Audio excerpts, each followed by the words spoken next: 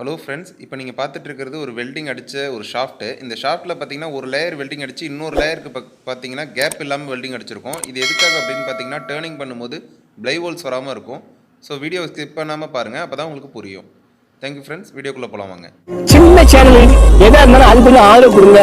உங்க பொண்ணான கையை வந்து அந்த பெரிய தட்டிடுங்க. அவங்க சப்ஸ்கிரைபர் 5-10 ஏறுனா அவங்க மனசு சந்தோஷப்படும். அவங்க வீடியோவும் பாருங்க.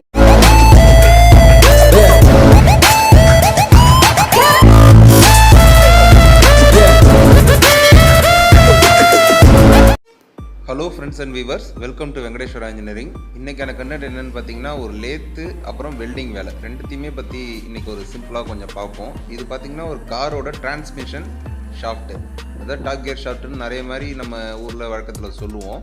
இந்த டிரான்ஸ்மிஷன் ஷாஃப்ட்டில் இப்போ நான் காட்டக்கூடிய இடம் புஷ்ஷு ஓடுறதுங்க. ஃப்ளை வீல் உள்ள ஒரு புஷ்ஷு இருக்கும், அதில் ஓடக்கூடியது. அது தேஞ்சு போச்சு. அந்த இடம், அந்த வெல்டிங் ராடு இருக்கிற இடத்த பாருங்கள், நல்லா அது தேஞ்சு போச்சு. இப்போது அதுக்கு பக்கத்தில் இருக்கக்கூடிய சைஸுக்கு நம்ம இதை வெல்டிங் பண்ணி டேர்ன் பண்ண போகிறோங்க. ஆக்சுவலாக பார்த்திங்கன்னா இது டிரான்ஸ்மிஷன் ஷாஃப்ட் அப்படிங்கிறதுனால வெல்டிங்கை நம்ம கண்ட இடத்துலையும் பண்ண முடியாது. அதனால் பார்த்திங்கன்னா எர்த்து வந்து எந்த இடத்துலையும் படாத அளவுக்கு நம்ம வெல்டிங் வந்து செட்டப் பண்ணியிருக்கோம். எந்த இடத்துல வெல்டிங் பண்ண போகிறோமோ அதுக்கிட்ட தான் எர்த்தும் இருக்கணும். இந்த கியர்லலாம் வந்து இந்த காட்டிகிட்டு இருக்கோம் பார்த்திங்கன்னா, இந்த கியர்லலாம் வந்து எர்த்து படக்கூடாது. அப்படி எர்த்து பட்டு ஸ்பார்க் ஆனிச்சு அப்படின்னு பார்த்தீங்கன்னா அதில் வந்து கியர் ஒன்றோட ஒன்று ஓடும்போது வந்து பார்த்திங்கன்னா தேய்மானங்கள் ஏற்படுறதுக்கான வாய்ப்புகள் ஏற்படும் நண்பா. ஸோ இப்போ நம்ம வெல்டிங் பண்ணிகிட்ருக்கோம். இந்த வெல்டிங் பார்த்திங்க அப்படின்னா வெல்டிங் பிகினர்ஸ்க்கு கொஞ்சம் யூஸ்ஃபுல்லாக இருக்குங்க இந்த டிப்ஸு. இந்த ட்ரிக்ஸை கொஞ்சம் ஃபாலோ பண்ணுங்கள். எப்படின்னா, நீங்கள் வெல்டிங் பண்ணதுக்கப்புறம் இப்போ ஒரு லேயர் நான் வெல்டிங் பண்ணிட்டேன். இப்போ உங்களுக்கு தெரியுது, இந்த ஒரு லேயர் வெல்டிங் பண்ணதுக்கப்புறம் இன்னொரு லேயர் வெல்டிங் பண்ணும்போது அதுக்கு பக்கத்துலேயே அடிக்கணுங்க. இப்போ உங்களுக்கு தெரியுதுங்களா, ஒரு லேயர் நான் வெல்ட் அடிச்சிருக்கேன், இன்னொரு லேயர் வெல்டிங்கு பக்கத்துலேயே அடிக்கும் போது, அதாவது ஏற்கனவே அடித்த அந்த வெல்டிங் லேயர் மேலேயே ஒரு கோட் அப்படியே லைட்டாக அப்படியே அது மேலே படுற மாதிரி, அதாவது இதில் பாதி, அதாவது ஏற்கனவே அடித்த வெல்டிங்கில் பாதி, புதுசாக இருக்கிற இடத்துல பாதி அப்படின்னு வெல்டிங் அடிச்சிங்க அப்படின்னா இந்த மாதிரி டேர்னிங் பண்ணும்போது ப்ளை ஹோல்ஸ் வராமல் இருக்கும். ஸோ வீடியோட லெங்க்த்து கருதி நான் ஃபுல்லாகவும் வெல்டிங் பண்ணிவிட்டு உங்களுக்கு இப்போ காட்ட போகிறேங்க. நீங்கள் இன்னும் நம்ம சேனலை சப்ஸ்கிரைப் பண்ணலன்னா சப்ஸ்கிரைப் பண்ணிக்கோங்க. கூடவே வர அந்த பெல் ஐக்கானை ப்ரெஸ் பண்ணி ஆலில் போட்டுக்கோங்க. அப்போ தான் லேட்டஸ்ட் வீடியோஸ்லாம் உங்களுக்கு இமீடியட்டாக வரும்.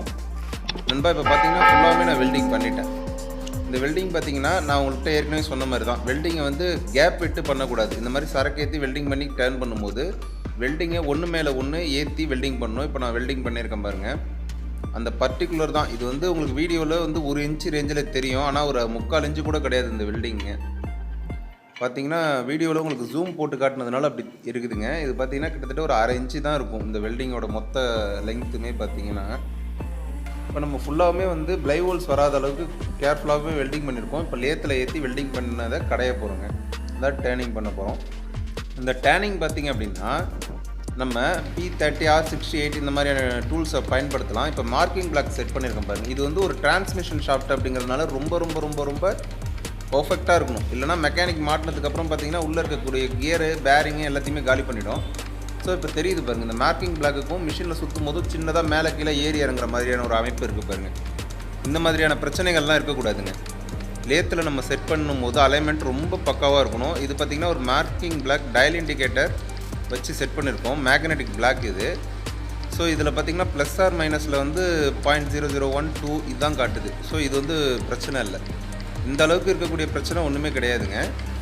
ஆக்சுவலாக பார்த்தீங்கன்னா இந்த மார்க்கிங் பிளாக்கில் உங்களுக்கு இப்போ தெரியுது, 0லேருந்து மேலே ப்ளஸ் ஆர் மைனஸ் 1, அடுத்த 2 கீழே இருக்க, அதாவது இந்த 0லேருந்து கணக்கு பண்ணிங்கன்னா மேலே 1 கீழே 1 இப்படி தான் போகுது. ஸோ இந்த நாட் 1ங்கிறதுலாம் ஒன்றும் பிரச்சனை இல்லை.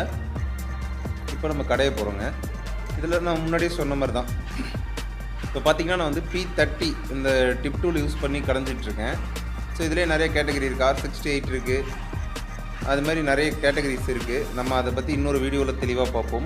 இப்போ நம்ம அந்த டேர்னிங் பண்ணும்போது பார்த்திங்கன்னா ரொம்ப அதாவது எப்படின்னா கொஞ்சம் ஸ்லோவில் டேர்னிங் பண்ணணும், ரொம்ப ஸ்பீட் போட்டு டேர்னிங் பண்ணக்கூடாது. உங்களுக்கு நான் வீடியோவில் எடிட்டிங்கில் வந்து காட்டுறதுனால கொஞ்சம் வேகமாக மிஷின் ஓடுற மாதிரி இருக்கும். இப்போ பார்த்திங்கன்னா ஆல்மோஸ்ட் வந்து பாதி கிட்ட கடைஞ்சாச்சுங்க. நமக்கு வந்து பொறுமையாக தான் கடைஞ்சாகணும். அதனால் வந்து வீடியோ வந்து நான் ஒரு ஆளே எடுத்துக்கிட்டு நானே வெல்டிங் பண்ணி டர்ன் பண்ணுறதுனால கொஞ்சம் சிரமமாக இருக்குது எனக்கு வீடியோ எடுக்கிறது. பார்த்திங்கன்னா கிட்டத்தட்ட நம்ம எல்லாமே கடைஞ்சிட்டோம். பக்கத்தில் இருக்கக்கூடிய அதே சைஸ் தான் வைக்க போகிறோம். அதாவது 17.2 mm தான் அதோட ஒரிஜினல் சைஸு. ஸோ அதே சைஸ் தான் வந்து மெக்கானிக் வைக்க சொல்லியிருக்காங்க. புஷ் சேஞ்ச் பண்ணுறதா சொன்னாங்க. இப்போ நம்ம வந்து எல்லா ஒர்க்குமே முடிச்சிட்டோம். உங்களுக்கே தெரியுது, ஃபினிஷிங் சைஸ் வச்சாச்சு. அதாவது ஒன்றோட ஒன்று ஏறின மாதிரி இல்லாமல் உங்களுக்கு கிளியராக வந்து அந்த ஒர்க்கை வந்து கம்ப்ளீட் பண்ணிட்டோங்க.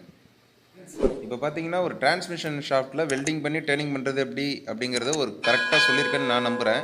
உங்களுக்கு இந்த பதிவு பிடிச்சினா லைக் பண்ணுங்கள், உங்கள் ஃப்ரெண்ட்ஸுக்கு ஷேர் பண்ணுங்கள். தேங்க்ஸ். நான் விக்னேஷ். இந்த சேனலில் வர போஸ்ட் வீடியோஸ் எல்லாம் உங்களுக்கு பிடிச்சிருந்தா லைக் பண்ணுங்கள், ஷேர் பண்ணுங்கள். மறக்காமல் நம்ம சேனலை சப்ஸ்கிரைப் பண்ணி வச்சுக்கோங்க. கூடவே வர அந்த பெல் ஐக்கானையும் ப்ரெஸ் பண்ணிவிடுங்க. அப்போ தான் லேட்டஸ்ட் அப்டேட் உங்களுக்கு உடனே வரும்.